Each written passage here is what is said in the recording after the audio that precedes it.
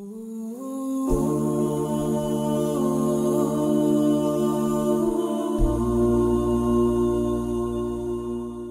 الله الرحمن الرحيم الحمد لله رب العالمين والعاقبة للمتقين الصلاة والسلام على رسولنا محمد وعلى آله وأصحابه أجمعين أما بعد السلام عليكم ورحمة الله وبركاته Hürmetlik ustazlar ve qarindoshlar, bugungi darsimiz yaxshi turmushning 53 qoidasidan 2-chi qoida.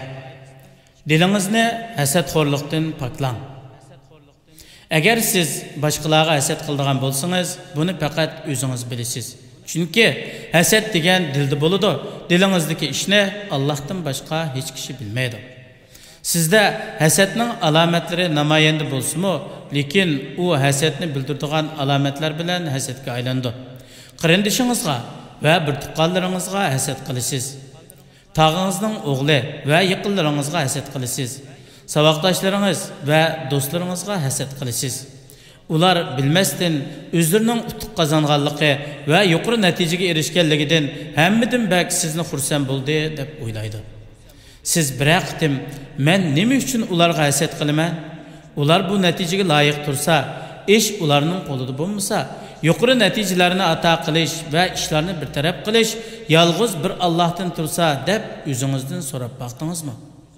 Dilingizni hasaddan poklash uchun bir vaqtim Allohga duo qilib baqdingizmi? Siz hasad qilgan kishi uchun xolis duo qilib, dilingizdan hasadni yo'q qilishga tirishib baqdingizmi?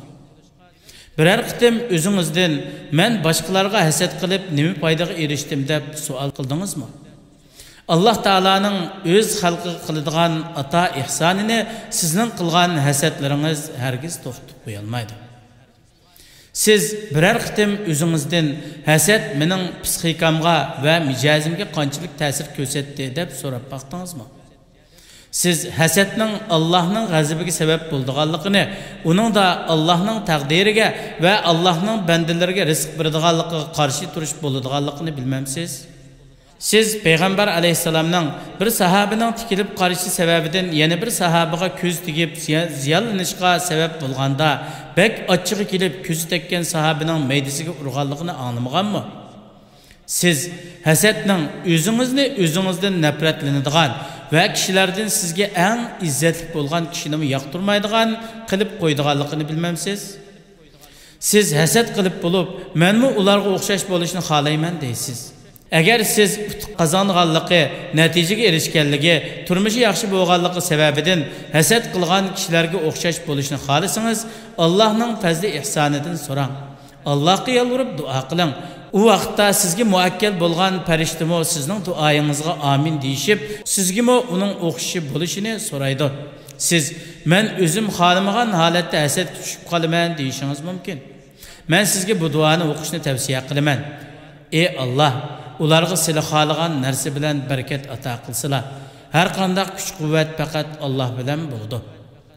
Oxirida shuni deymizki, hasad degan ko'ydiradigan o't. Lekin u o't sizdan boshqalarni ko'ydirmaydi. Hatto sizning yuragingizni va qilgan yaxshi amallaringizni ko'ydirsimi, har doim buningdan Allohga sig'inib panohlik tilaymiz. Alloh taolo bizni va sizlarni hasad qilishdan va hasadxo'rlarning hasadlaridan muhofazat qilsin. Amin. Assalomu alaykum va rahmatullohi va barakatuh.